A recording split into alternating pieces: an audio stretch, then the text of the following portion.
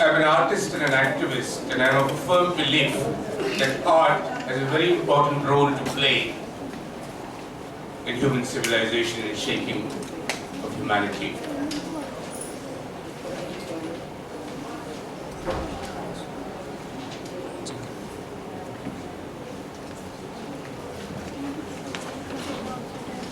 Especially in the present society, where there's so much of intolerance which we are witnessing, I feel the role of art is very, very important. Art connects. Art lets you know there's also another point of view. Art makes you question. There's a very famous poem, a very lovely poem by Rumi, which I love very much. Beyond the field of the right and beyond the field of the wrong, there is another field. Let us meet there. Art holds your finger and takes you to that field which is beyond the field of the right and beyond the field of the wrong.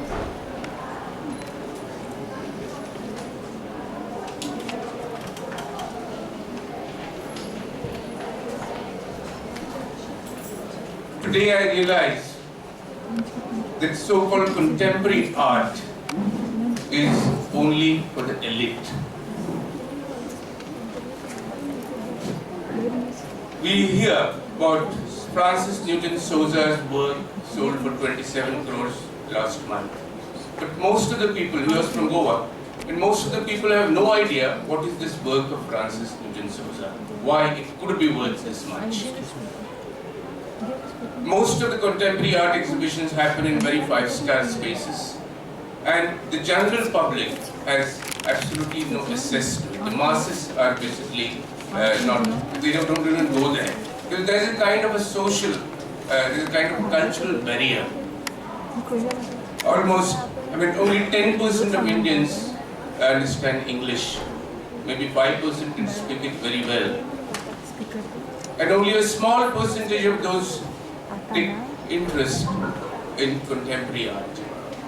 So whether you're a Subodh Gupta or Sudarshan Shetty or any big name, ultimately it comes down to hardly 0.01% of India is aware of what you're doing. So I felt this need that it is very important that we take contemporary art to the masses, make it inclusive.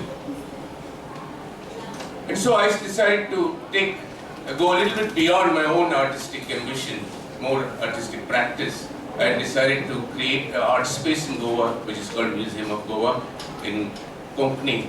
M-O-G, Mog means love. And that's why my space is called Mog. Actually, it's not a museum. It is a space which is a large gallery and an institution with the objective of taking art to the people and to giving a platform to young contemporary artists. What is happening in India is, in most galleries are absolutely, it's a business. And so, those who are not buyers are not normally welcome there. They say, they have come for a free drink with the opening. But it is also important that we connect the masses with what is happening in contemporary art. In the pre-colonial days, it was a little bit different. When the Ajanta-Ellora temples or Khajuraho or Bhubaneswar, the art was for everybody. It was not for a certain section of society. But today, it is only for a certain section of society, especially the contemporary art. So we decided to create this place so that we can get school children there. Let them have an opportunity to get exposed to contemporary art. When I had the inauguration of Museum of Goa, it was very interesting that most inaugurations will have only the elite. For the inauguration of Mog, we invited the sarpanchas, we invited the school teachers, the headmasters, and there were 800 people. It was a wonderful sort of opening. And then what happened next was we had actually every day at least 50, 60. Today in the afternoon we have 50 students coming from the school. Day before yesterday we had 100 students coming from a local school. So this is what we are doing, taking contemporary art to the masses. Museum of Goa is the largest private art space in the country. I had a small gallery in the middle of Kalangut which I sold. for a very good price, and instead of living happily ever after drinking beer, I decided that perhaps let me create a space for largest private space for art and make my life more difficult.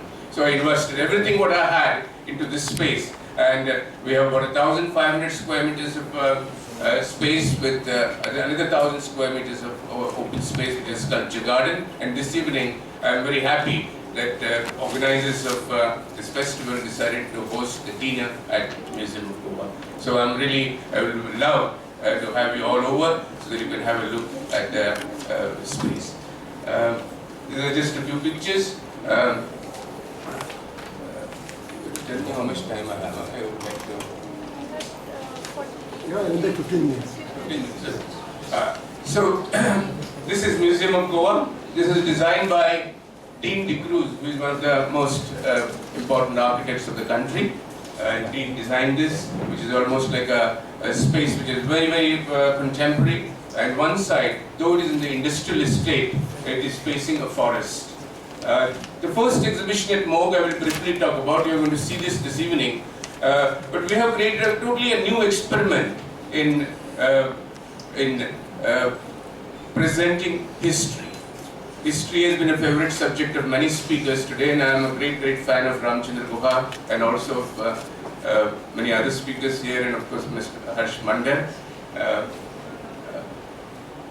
When you go to any museum to understand history, Museum of History, what you find is you understand history through old sculptures, through text, through weapons, through costumes.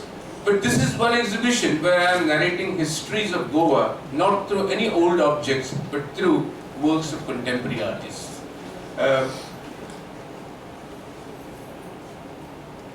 There are about 22 artists in the first exhibition, which is called Gopakapattanam. Gopakapattanam is the name of the ancient capital of Goa, Goa-Puri, which is on the way to the airport, called Goa Vella. And it was ruled by the Kadambas for almost 350 years. The Kadambas is also the name of a local transport company, the state bus transport. And this is a symbol of the Kadamba dynasty, which is a lion, which is painted beautifully by Siddharth Gosavi. It's a very large work, which the slide does not do it justice. This is a work by Pradeep Naik. Pradeep Naik is an artist based from Mandre. Interestingly, most of the interesting artists in Goa, many of them are from small villages. And Mandre actually has created quite a few artists. And Pradeep Naik works with Portuguese iconographies. And he has made this church, which is the first church in Goa, which is in Old Goa, which is called Church of Rosary. And this was a place, this was a hillock from where Alfonso the Albuquerque watched his army fighting the army of Adil Shah. And when he took over Goa, the first thing he did was he sort of ordered a church to be erected there. And what is very interesting thing which has happened in Goa is all the churches which you see in Old Goa, the designs came from the west, but the local masons interpreted the designs and used the local materials and created all these churches. And the little design which you see there is called a Kavi art. I think somebody else mentioned it. I think yes, the painting which was inaugurated by Loretti. She has also done a little work in Kavi art, which was an inlay of red oxide in plaster. So this was done by the local artist, and Pradeep Naik has also incorporated this Kavi art into this painting. The motorcycle pilot is by Santosh Moraskar. This is a sculpture, and motorcycle pilot is the only an institution existing only in Goa. It's a motorcycle taxi. It's also there in Thailand in some parts, but and motorcycle they're called pilots for a very interesting reason. In Panjim, the church where the church stands, that hill was called a pilot hill. That is because that time there was no buildings between that hill and the Mandavi River, and there was a little lamp there which piloted the ships which anchored Mandavi River. And the first taxi stand, motorcycle taxi stand, happened to be there on that hill. That's why I'm told that the motorcycle the drivers are called pilots. This is a work by a very important Goan artist called Viraj Naik. Viraj Naik has a few works also displayed here. Viraj Naik does kind of a hybridization of human and animal forms. Here, this is called Conquest of Goa. It's a large painting, 9 meters by 7 meters. Alfonso de Albuquerque was actually invited by Timaya and one Mr. Vernega to come and liberate Goa from the rule of the Adil Shah of Bijapur.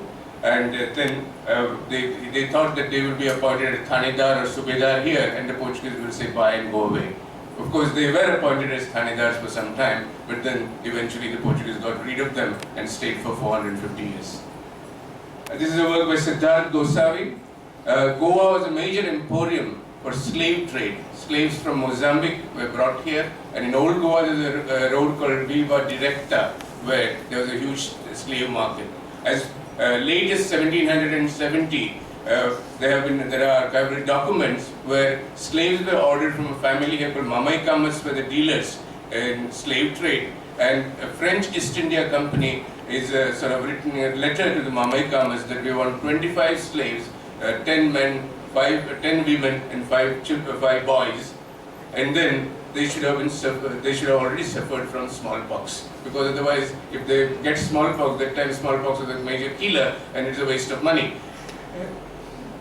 This is a work by Vitesh Naik. Vitesh Naik does very interesting iconography using a lot of symbolisms from old Portuguese homes.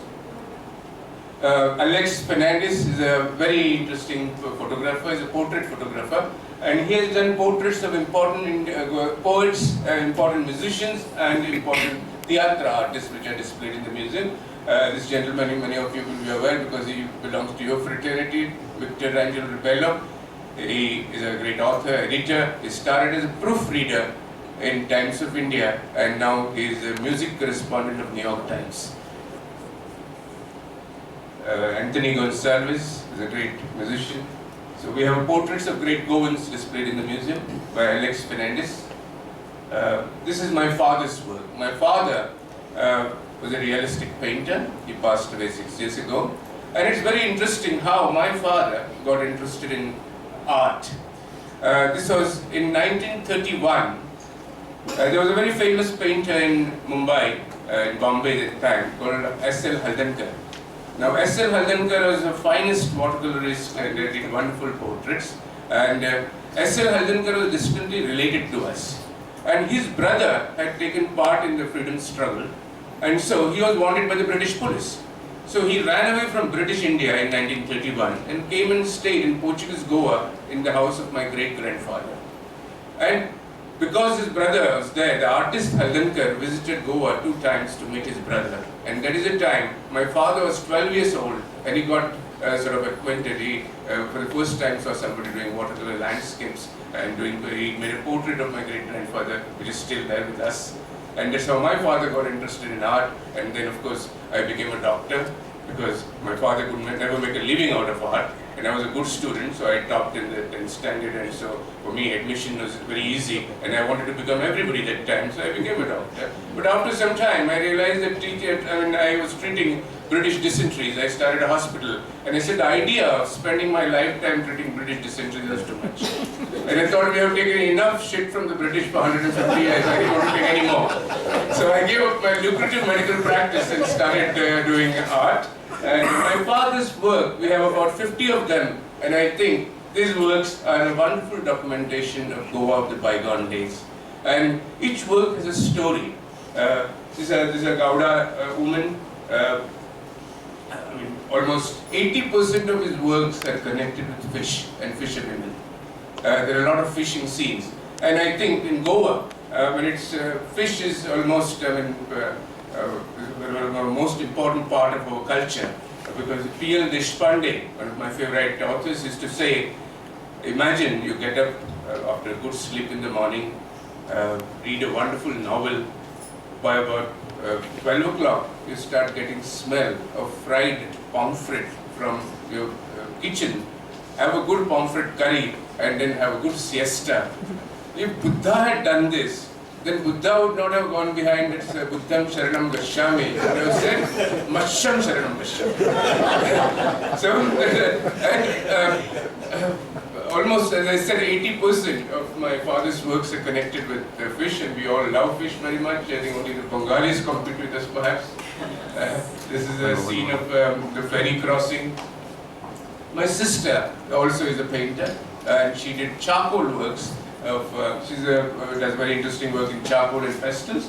A rooster is a kind of a symbol of the Portuguese, and she has done this kids with roosters, but the kid is actually saying papachka. This is a work where, I'm sorry, the quality of the presentation is not very good, but one of my favorite poets and artists from Bombay, Sanjeev Khandekar. He writes some wonderful columns too on politics in Lok Sabha and a few other newspapers.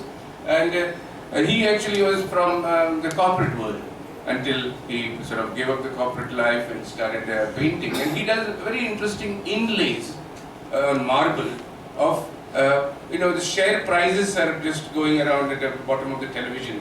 So he does inlay of the share market on marble.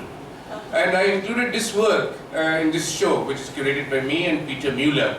And this show, which is happening there, is called Gopakapattinam, which is exploring histories of Goa to the contemporary. I included this work essentially because history is in a way also determined by trade. Because the amount of things which traveled through the ocean, the amount of commodities, plants which were disseminated by the Portuguese. So trade has been very important in shaping Goa's history. There's a young artist called Kalidas Mamal. Kalidas is, his habit is every day he will put a date. And then today maybe he ate a samosa. He would just draw a samosa. And that's what he does. So I found it very interesting. So we worked together and I gave him about 150 dates in Goa's history. And he has illustrated these dates. Like this is 11 December 1683. This was the day Sambhaji came and he almost conquered Goa. And when the Portuguese governor at that time, he said, now it's all over, we have to now go. So what does he do? The Portuguese governor takes his Rajadanda and goes to Old Goa and he opens up the casket of St. Francis Xavier and he puts his Rajadanda next to him and says, now you save us.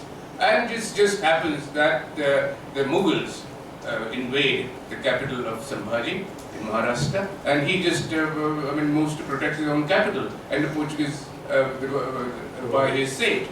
And so that's why St. Francis Xavier becomes the patron saint of Goa. But there is another paradox in this.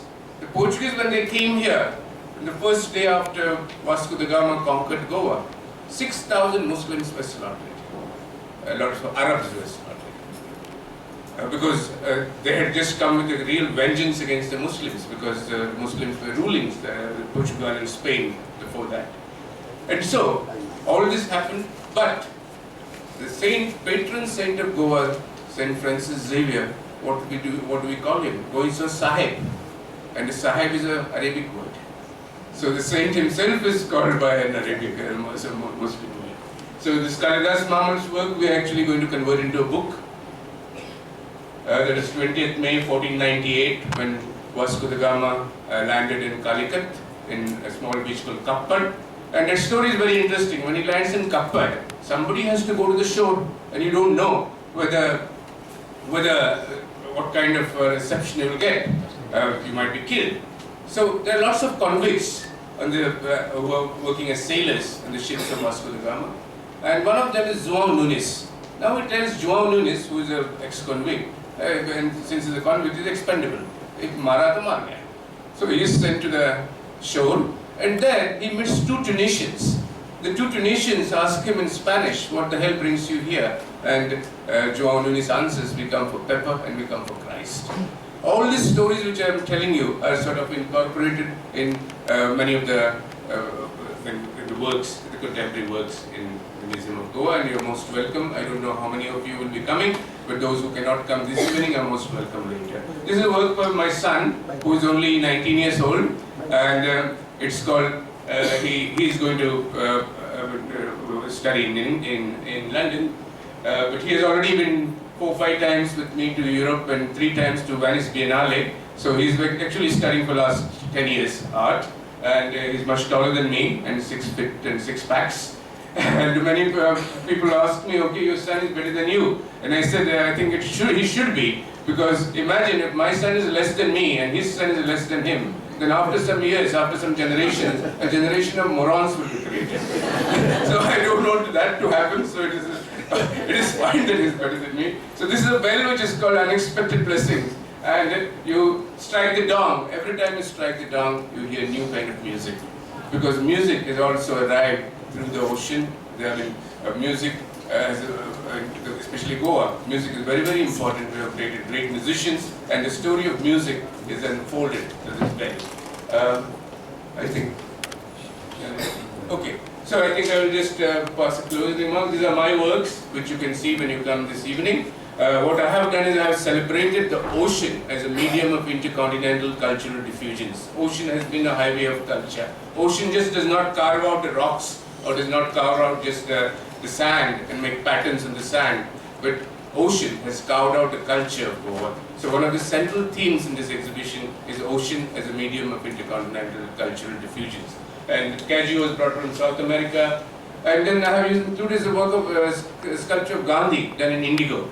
Now Gandhi, because Gandhi also was brought by the ocean from South America in a way, but what is more important is Gandhi's first satyagraha, which he offered after he came to India, was in Champaran in support of the indigo workers. And why I'm using indigo is because indigo is one of the major commodities in the Portuguese caravelas which sailed to Europe.